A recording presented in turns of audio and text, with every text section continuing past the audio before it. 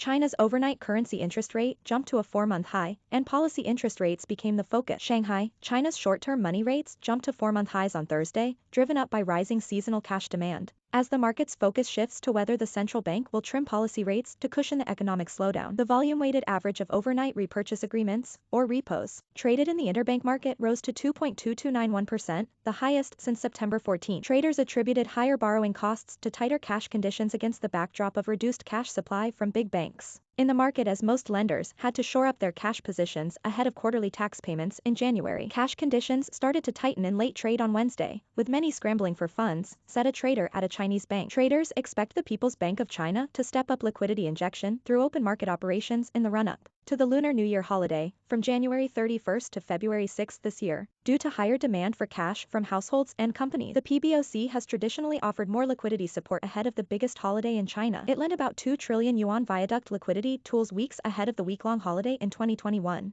and delivered a reserve requirement ratio cut each of the 3 years prior to that. Policy insiders and economists told Reuters that China's central bank was poised to unveil more easing steps to support slowing growth, though it would likely favor injecting more cash into the economy rather than cutting interest rates too aggressively. But some market analysts and traders still expect a marginal interest rate reduction this month, following a cut to the lending benchmark loan prime rate in December. Chao, chief economist at Zheshang Securities, said a 5 basis point cut to the PBOC 7-day reverse repo rate could happen as early as Friday, followed by reductions to interest rates on 14-day reverse repos, medium-term lending facility, and LPR by the same margin next week. The tiny rate cut is mainly due to the accelerated monetary tightening in other economies, such as by the Federal Reserve, and uncertainty in the domestic inflation trend, Li said in a note.